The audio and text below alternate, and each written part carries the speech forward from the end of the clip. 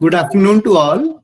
So this is our 36th lecture session of the course, Computational Fluid Dynamics. In our previous lecture, we have started the discussion on solution of unsteady flow and heat transfer problems. Okay, and specifically, in order to explain the concept, I have started our discussion on the one-dimensional unsteady heat conduction problem, and we have included the source term also over there. Okay, and while doing so, we have actually integrated our equation over the over the volume in order to make it applicable for the entire finite sized control volume, and then we have integrated it over the time in order to march our solution in time. Okay, and for the one-dimensional problem, initially we have derived some generalized equation by generalizing the integration of temperature at different node points, and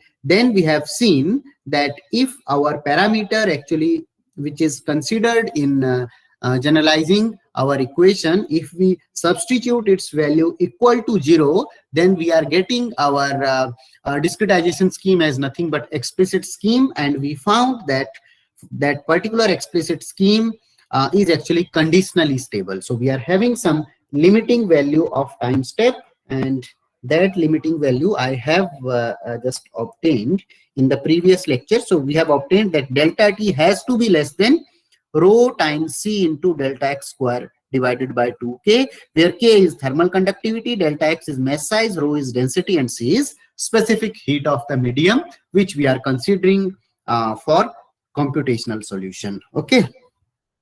Now, I told you while we derived the generalized equation that variation of theta will be from 0 to 1. So we have taken one limiting case where theta is equal to 0. Now let us try to take another limiting case for which we will be considering theta equal to 1 by 2. So this is my generalized equation. This is our generalized equation which we have obtained yesterday. Now let us substitute theta equal to 1 by 2 in this particular equation. So what I have to do over here, you can see in the left hand side here we are having theta here also. Then similarly in the right hand side also we are having involvement of theta. So let us now take a case where I will be substituting theta equal to 1 by 2. Okay. So if I make theta equal to 1 by 2, what I will be getting under this condition? So under this condition, whatever the scheme we will be obtaining, that scheme is nothing but popularly known as Crank-Nicolson method. Okay, so that is our Crank-Nicolson discretization scheme. Now, while we are dealing with this Crank-Nicolson discretization scheme, let us try to see what will be the form of equation. So can you tell me what I'll be getting over here? So this is the generalized equation which I have shown you in the previous slide. In this generalized equation now we have to substitute theta equal to 1 by 2. So this theta I have to substitute as 1 by 2. So I will be getting rho C plus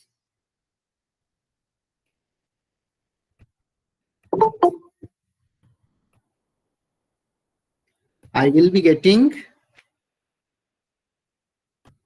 rho C plus K delta T divided by 2 delta X square at east face, okay, plus K delta T divided by 2 delta X square at west face into Tp at time level n plus 1.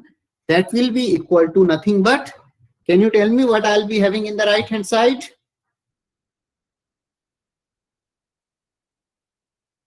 Otherwise, I have to every time go back. Please, if you can recall, please tell me.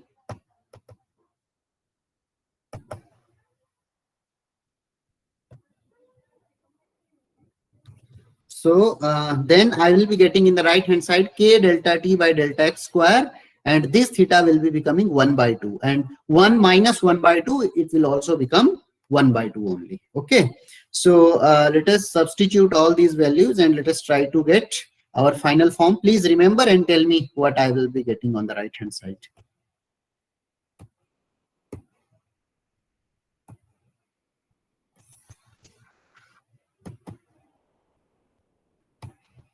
So I will be getting K delta T divided by delta X square times what I will be having inside, 1 by 2 into TE at n plus 1 plus 1 by 2 into TE at n. Okay. Then what will be the next term? Plus K delta T by delta X square at west phase Okay. into, So this was at east phase. Then plus or minus? the plus Plus. Okay. K delta T by delta X square at west west phase. phase Okay. And into inside half T west n plus 1 plus half T west n. TWN. Okay.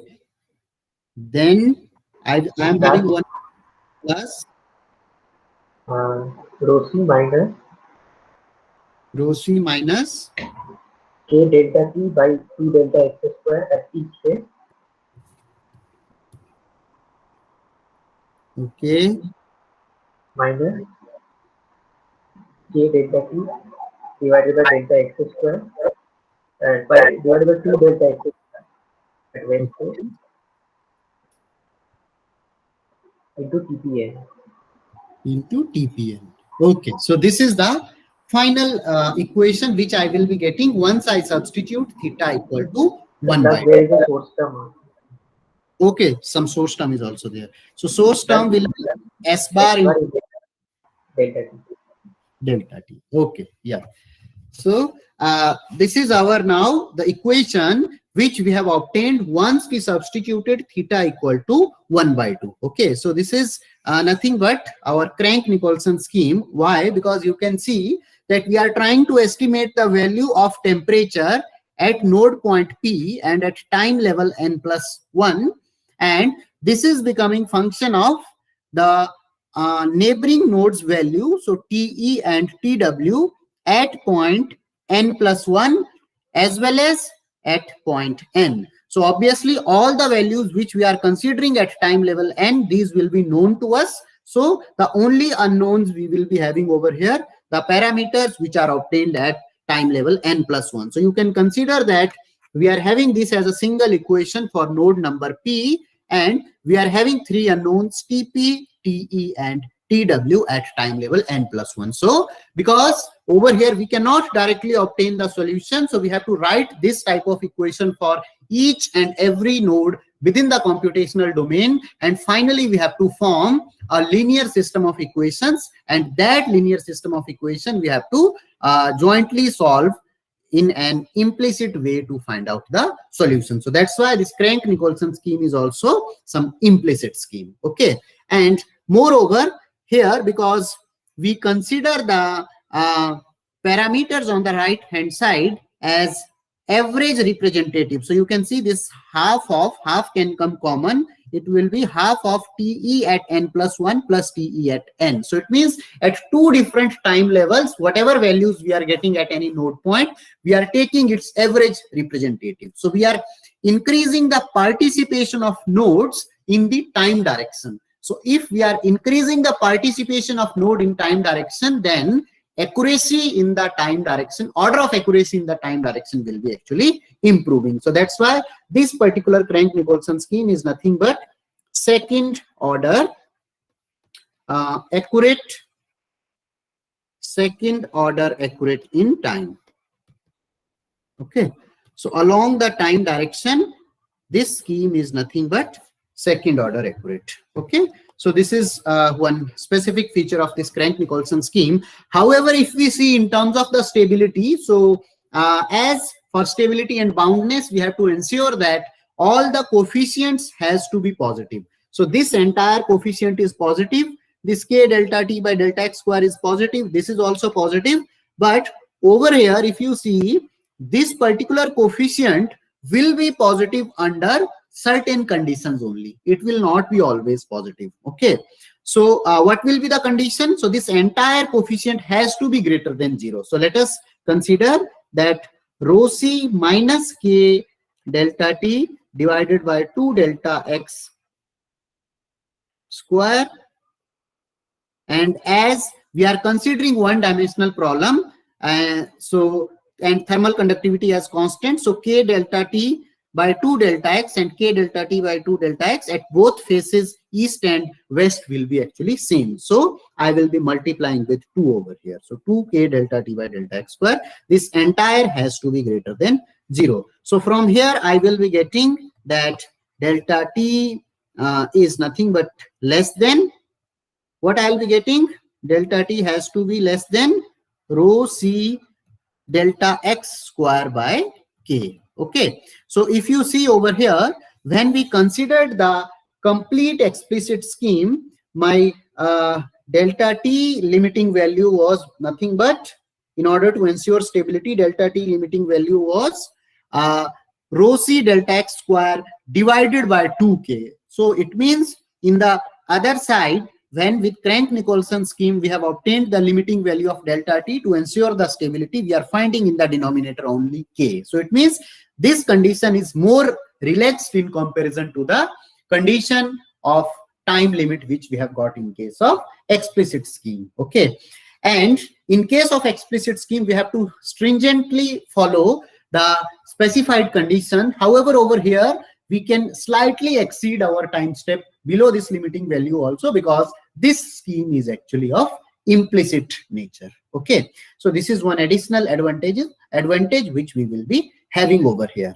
But as we are finding over here, this particular scheme will always ensure that here also we are having some limiting condition below which we have to meet our time condition. So that's why it ensures that within the range of theta from 1 to 1 by 2, always we will be having some limiting condition for time step below which we have to actually choose our time step in the computations. Otherwise, our solution may become unstable. Okay.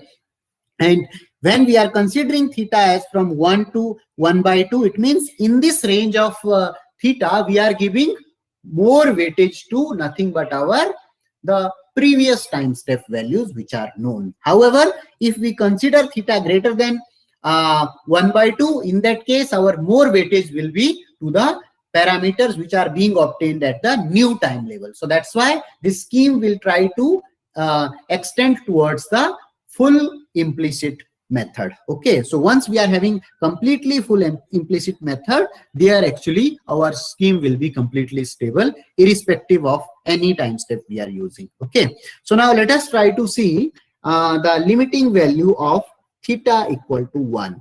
So when we will be substituting theta will be equal to 1, at that time our scheme will become nothing but full implicit scheme, because we will not be having any dependence on the previous time level value. So all the values will be obtained at new time level only. Okay, but in comparison to Crank-Nicolson scheme, the only disadvantage we will be having that over here, as we are considering all the values at same time level only, so that's why order of accuracy along the time may be less. But in case of implicit scheme, because we are involving the two time levels, so order of accuracy along the time was actually more. Okay, now let us substitute theta equal to 1 in our generalized equation and let us try to obtain the value. So in the left hand side, I will be getting, if I substitute, I will be getting rho c plus k delta t divided by delta x square at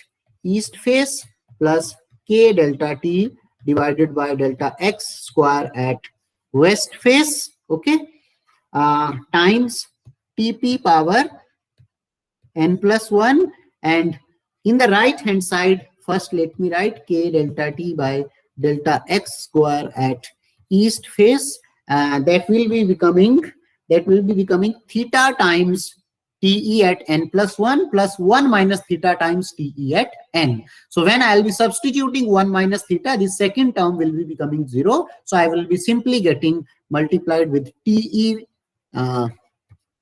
n plus 1. Similarly, for west face, I will be getting k delta t divided by delta x square at w face times t w at n plus 1. Okay, and then what we have to do, then we have to substitute theta in this particular source term also, so sorry, in this particular TP power n coefficient also. And now you will be little bit surprised, when we were using earlier the implicit scheme with steady conditions, we were having our solution only up to this part. So this additional term over here is coming because of the transient part. Okay, so here also let me substitute the coefficients. So I will be getting, if I substitute theta equal to, so this was over here nothing but 1 minus theta. So as it was 1 minus theta, was it 1 minus theta or theta? Let me check in the generalized equation. So 1 minus 1 minus theta. Okay, so then it will be becoming 0, I think. Yes. rho c into ppn. Yes, so if it is 1 minus theta, so I will be getting only rho c into TP power n. So plus rho c into TP power n and plus S bar into delta t. So this is my equation when I am actually using theta equal to 1, and this makes our scheme as nothing but full implicit scheme. Okay, in case of full implicit scheme, you can see this coefficient is also positive, it is also positive. So each and every coefficient involved in our equation is actually positive. So if all the coefficients are positive, it means our scheme will be nothing but unconditionally stable. Okay, so implicit schemes are always unconditionally stable, but the only thing that we cannot take very large jump of time step also, sometimes because of the requirement of solution at the intermediate time level, and second constraint because we are progressing our solution in a numerical way. So lot of approximations we take in our numerical approach. So that's why we should take some finite sized time step, and we should also check for the consistency and convergence of the solution. Okay, this point is clear? Yes, sir. Unsteady 1D heat conduction equation is nothing but it is a pure diffusion like problem with transient part. Okay, now let us try to see the implication of transient part in case of our convection diffusion problems also. Okay, so if we see our convection diffusion equation, generalized convection diffusion equation will be del rho phi by del t plus divergence of rho v vector into phi, that will be equal to divergence of gamma times gradient of phi plus source term. So let us once again take one simplified version of this equation. So for making the simplification, I will be considering this one-dimensional convection diffusion equation. So for one-dimensional equation, I will be getting del rho phi by del t plus del by del x of rho u phi equal to del by del x of gamma times del phi by del x plus s. Okay, so what is the next step we have to do? Now we have to do integration over the volume as well as over the time. So if I do integration over the volume, I will be getting del rho phi by del t, and this integration over v bar dv bar, and then I have to put one more integral outside along time, and that will be from t to t plus delta t, where t is time corresponding to time level n, and corresponding to t plus delta t, our time level is n plus 1. Okay, similarly I have to do integration over here for del by del x v bar dv bar of rho u phi, and this will be from t to t plus delta t, and this entire will be dt outside. This will be equal to, in the right hand side I'll be getting del by del x of gamma times del phi by del x dv bar. So this computer is once again working slow today. T to t plus delta t dt plus s into dv bar v bar and integration from t to t plus delta t into dt. Okay. Now, can you tell me what I will be getting over here?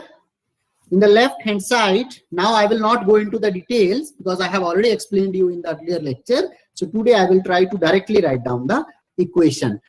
I will be getting in the left hand side rho into phi both at time level n plus 1 minus rho into phi both at time level n times delta v bar. Is it correct? Have I written into it? delta t. Sorry? So into delta t, there will be. No, here delta t will not come micro because we have considered that rho phi as function of time. So that's why del by del t of rho phi, its integration was nothing but rho phi at t plus delta t, which will be n plus 1 and minus rho phi at n. Okay. Okay. Okay. So delta t will be coming in the right hand side. Okay. This plus, now we have second term. So what is second term? This particular. Okay. So in this term, if you recall, with the volume integral, we are considering only one dimensional flow. So we will be initially getting rho ua phi at east face minus rho ua phi at west face. So this is with the simple volume integral. Now we are having one time integral also. So from the time integral, I will be getting over here multiplication of delta t. Okay. Then in the right hand side, we are having our diffusion term. So we have to consider diffusion conductance. So diffusion conductance will become gamma a del phi by del x at east face minus gamma a del phi by del x at west face times delta t, and with source term what I will be getting? S bar into delta v bar into delta t. Is it correct now? Yes. Yes. Now, for the one dimensional problem, this area will be constant at each face.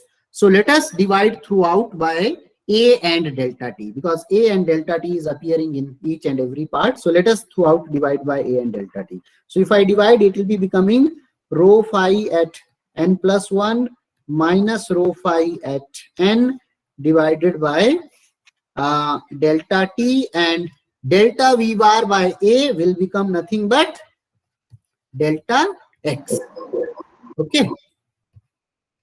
Plus here I will be getting rho u phi at east face minus rho u phi at west face, and that will become gamma del phi by del x at east face minus gamma del phi by del x at west face. Okay. And in the source term, I will be getting simply S bar into delta x. Okay. Now what I will be doing, once again, I have to go with the simple our schemes, whatever we are following in the discretization. Okay. So for convection term, generally we follow upwind discretization, and for this we will be, for this del phi by del x, we can take our central differencing scheme, or we can take linear interpolation function. Okay. So you can choose any other schemes also, but let us first do it with only upwind scheme. Okay. So if we proceed our solution with the upwind scheme, what I will be getting?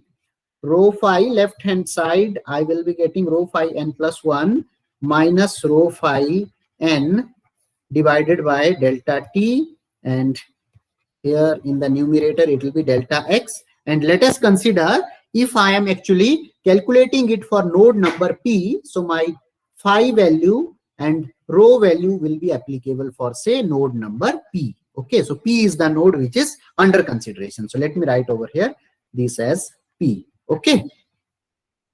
Then rho u, if I use upwind scheme, it will be rho u at E into phi. What will be phi E? Phi E minus phi T divided by delta. No, if I use upwind differencing scheme, Then it will be phi T minus phi E divided by delta. IP. will be equal to phi p only. Okay, because upstream node to the east face is P. Okay, minus. This point is clear. Yes, sir. Yes. It will be phi w. Then I will be having gamma at east face into del phi by del x will become phi E minus phi p by delta x. Okay. And minus gamma w into phi p minus phi w divided by delta x plus s bar into delta x. And now one important term I have not included over here. I have to also include over here the time level. Okay, so majority of the times, because we our full implicit scheme is actually completely stable, so that's why majority of the time we proceed our solution in implicit manner. So if we proceed our solution in implicit manner, what will be the time level of all these 5 values? N plus 1. It will be n plus 1. So all values are being obtained at time level n plus 1. So along with the node location in the subscript, now in the superscript we will be having time level, at what time we are actually obtaining these values. Okay. Okay. Now can you tell me what will be the final form of equation? So I have to just keep in the left hand side phi p power n plus 1, and all other values I will be bringing to the right hand side. So if I do so, first coefficient I will be finding rho p into delta x by delta t. Okay. Then from the right hand side, then I will be getting plus rho u e minus rho u. Oh, sorry. Yes, plus rho u e. Plus rho u e. That is the another coefficient. What else I'll be getting? From the right hand side, if you see this coefficient, I'll be getting gamma e by delta x. Plus gamma e by delta x. What about gamma w? It will be also with plus sign.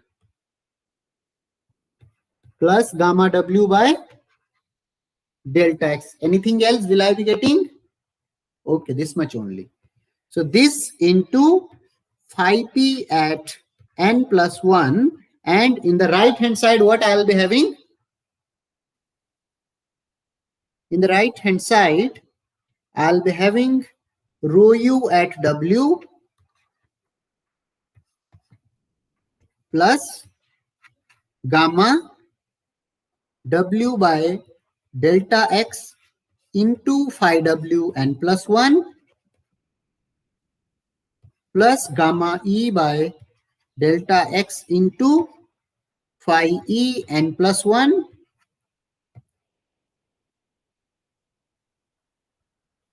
and what else?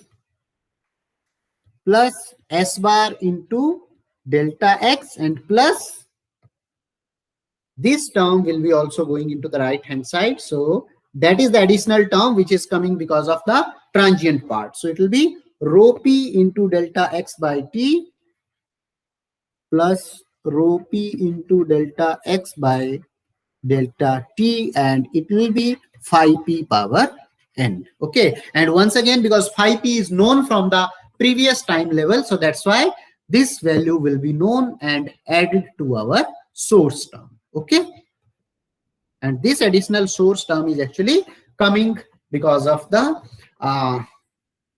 consideration of the time. And here also you can see this coefficient over here is coming because of the consideration of the time into our solution. So from here, at each and every time level, we will be getting some equation. Now, if this equation I solve using the iterative fashion, then I have to ensure that residual is less than some value, and then once again I have to march the solution to next time level. Okay, so in case of steady problem, we were getting some system of equation, and that system of equation we were solving only once because our solution was not changing with time. Whereas in case of transient, what we have to do, whatever the system of equation we will be getting, these first we have to solve it at one time level, and once it is converged at one time level, then we have to further march that solution to next time level. It means now at next time level, once again I have to form the new system of equation that will be similar to the earlier system of equations only, but time value will be different and coefficients will be slightly changing because of the inclusion of time into the solution, and then once again we have to solve it. Okay, so say if you are using your iterative method for finding the solution of this particular scalar transport equation, can you tell me what will be the nature of residual plot? Let me consider this is my residual, and along this side I have, say, time. So how residual and time plot will be looking like? So let me consider that this is the initial time level, initial guess, which has started with t equal to 0. So we will be giving some initial guess which will give us very high value of residual. Then we will be converging our solution. And let us consider this is our convergence limit. So this is our convergence limit. So once we have converged our solution, once we have reached that residual is below the convergence limit, at this point we will be considering that our solution has become converged. If our solution has converged, it means I have obtained the value corresponding to first time step. So till this point, I was only having the initial time level. So at 0, I started and I have converged the solution. So I will be getting actually value. If I put n equal to 0, so my n plus 1 time step will be nothing but 1. N plus 1 time level will be 1, and time will be, if I have started with t equal to 0, so whatever the delta t I have taken, so my new time corresponding to level 1 will be nothing but 0 plus delta t. So it means at delta t time I have obtained, corresponding to this residual, I have obtained the some set of parameters. Now if I have to once again find the solution, say at some new time, which is t1 plus delta t, so that will be becoming nothing but equal to 2 delta t. So if we have to find out solution for 2 delta t, once again what I have to do, once again I have to form these equations, once again give some new initial guess, and once again my residual will be increasing, and then say in new time level, now these many iterations were required to get the converged state. Then once again I will be moving, and this way my solution will be marching. Okay, so now can you understand what is this why once after reaching the convergence, once again we are going further? This point is clear to you or not? So if you are doing the steady simulation, then only one time our residual will be moving down. But once we have reached the steady solution, once we have reached the solution after first time iteration, then we have to go for next time step if we are finding our solution in a transient manner. Okay, so that's why our residual plot will be looking something like this for transient problems. Okay, so is this point clear? Yes. Okay, now let us talk about So with scalar transport equation, I have explained you the transient procedure by considering upwind differencing scheme. Okay. Now by using other schemes such as quick, hybrid, exponential, etc., you can try by your own, and you can, because procedure remains same, only whatever the parameters we have selected, phi and del phi by del x, these will be actually changing depending upon the participation of the node as per our desired discretization scheme. Okay. Now let us talk about the solution of transient NS equations.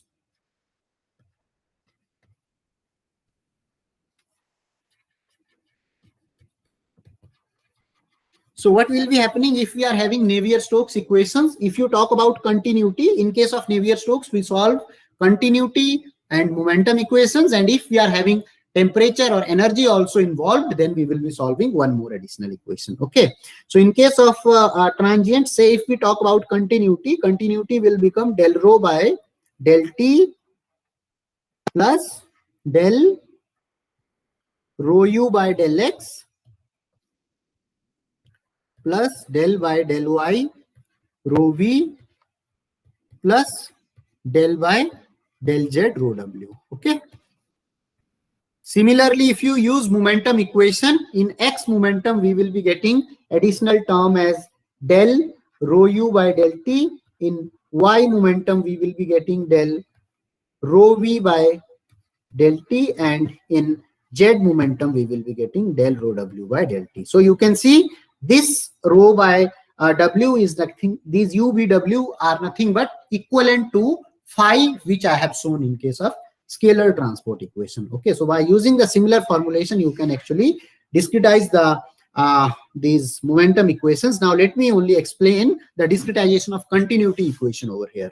So if I talk about continuity equation, this continuity equation finally becomes nothing but our pressure equation when we apply the simple algorithm coupling in between the pressure and velocity. So in that pressure correction equation also, we will be getting one additional term because of addition of del rho by del T over here. Okay. So if you now discretize this one, you will be finding rho P at time level n plus 1 minus rho P at time level n times delta x by delta T. So that is something I am writing from the previous formulation only, plus rho U at east face minus rho U at west face. Okay. This point is clear. So this is for the first point. Then similarly for vertical, I will be getting rho V at say top, if this I take in the vertical direction, or I can call it as north and south. So north minus south face. And then for rho W, let me use top and bottom.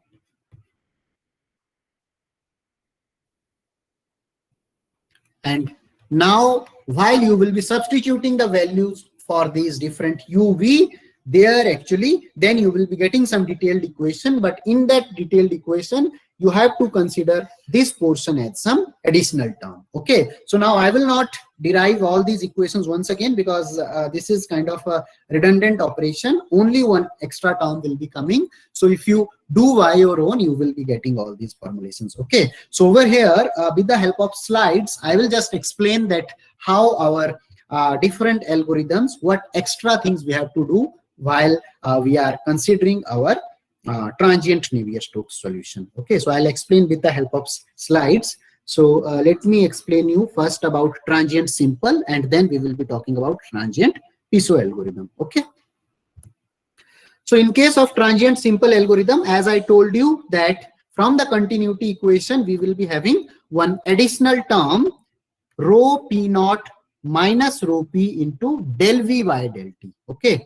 So I have written earlier del X by del T. So del X by del T will only be possible if we are having one-dimensional problem. If our problem is three-dimensional, then obviously we have to write in the generic form del V by del T. So if you recall, this was our earlier discretized form of the pressure correction equation. And in this pressure correction equation, this was the coefficient Aij, and these other coefficients were given over here. And B dash ij. So here I will be having one more term over here, so which is missing, B dash ij.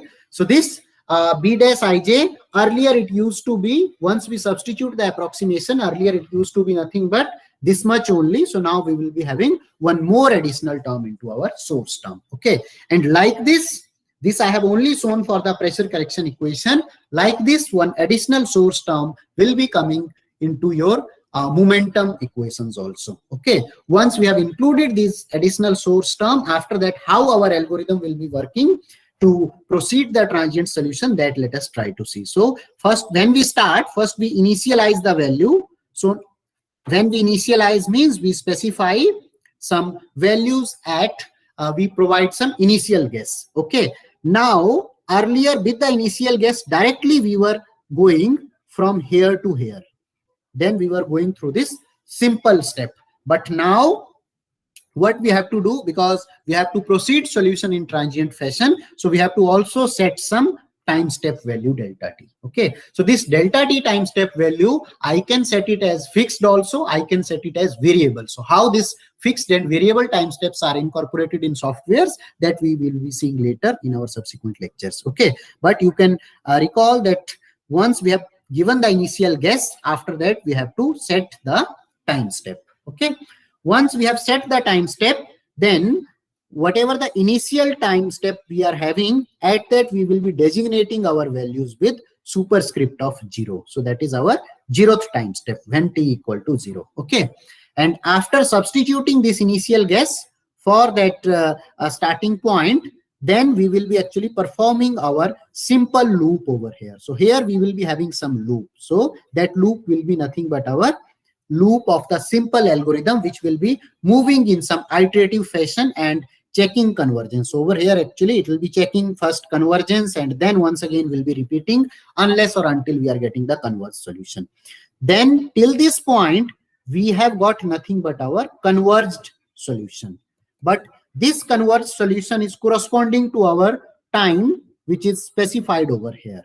Now we will be checking if this time is greater than the maximum simulation time, because when you will be doing some transient simulation, you have to specify the maximum time limit up to which you want to observe the phenomena. Otherwise there is no limit for time. Okay, so you can continue your simulation till infinite time, but we have to give some maximum limit under which we want to observe our phenomena. So that's why we specify some maximum time, and it will be checking that based on this time step, whatever the initial whatever this time is obtained, if that time is greater than t max, then we will be stopping. It means at corresponding to that time we have actually obtained our solution, whatever the final time we were willing to obtain the solution. Okay, if time is less, then once again it will go back and increase further time by delta t amount, and then once again it will perform this simple iteration loop. So that's why what will be happening, first I will be having this one time residual convergence, then whatever this time limit I am showing, this time loop I am showing, that will be bringing solution once again to the next time level, and there we will be showing convergence. So like this we will be keep on doing the solution unless or until we are reaching to our desired maximum specified time. Okay, so this procedure is clear to all? Is there any confusion? Please say yes or no. No, sir. Okay, so this is how your transient loop works. Okay, now let us try to see transient Piso algorithm. So transient Piso algorithm is also similar to that of the steady Piso algorithm only, but there are few differences. So the first difference is that we have to use some additional source terms into our equation, and apart from the additional source term, while we perform our transient solution using Piso algorithm, we don't perform intermediate iterations.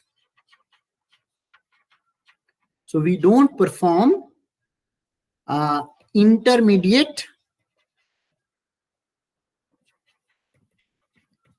iterations. What is the meaning of this? The meaning of this is that in case of simple, we first give some guess, then we obtain some value, correct value, then we check that for convergence, and once again we keep on repeating unless or until our convergence is achieved. But while we proceed our transient solution using Piso algorithm, as I told you earlier that in case of Piso we are having one predictor step and two corrector steps. So the fundamental formulation of this Piso algorithm, when we will be involving the time, it will be resulting in such a way so that our continuity equation is nothing but third order accurate in time, and momentum equation is fourth order accurate in time. So the order of accuracy in terms of delta t of Piso algorithm is actually very, very high. So because of this very high order of accuracy, we will be only performing one predictor and two corrector steps, and after that whatever solution we are getting, that will be sufficient enough in terms of numerical solution, that will be sufficient enough to very close to nothing but our converged solution, which one can get after repeating the number of iterations. Okay, so therefore the repetition of number of intermediate iterations at any time level are not actually required in case of Piso algorithm, because in terms of time it is having very high order of accuracy. Okay, so that's why if you see over here how this Piso algorithm will be working, so we will be having first say start, then we are having this as say initial time t equal to 0. We have given some initial guess for u0, v0, p0, etc., phi0, etc., and then we have set our time say t equal to t plus delta t. Then it will be performing this Piso algorithm only in these three steps, one predictor plus two corrector. And after that, we will not check for the intermediate convergence. So whatever the solution we will be getting, we will be considering that one as converged solution only. And after that, we will be checking our condition of time. If t is greater than t max, if it is yes, then we will stop. And if it is no, then once again we will go to the next time level. So in case of simple, we were doing some intermediate iterations in order to get the converged solution. These intermediate iterations we will not be doing. Okay, and if we are having say some very complex situation where we are having huge transient fluctuations into the physical phenomenon, there this third and fourth order accuracy in time can be further improved by considering the participation of more number of time levels into consideration of the transient term. So for example, if del t by del t I have to obtain, so in place of obtaining del t by del t in between time level n plus 1 and n, I can make participation of n minus 1 also. So this kind of discretization can be taken for temporal term, which will be actually further improving the order of accuracy in time. And this is mainly desired if we are having highly fluctuating flow field and we are using Piso algorithm. Okay, because Piso algorithm is having very high order of accuracy in terms of time, so that's why we need not to perform intermediate solution. Okay, this point is clear.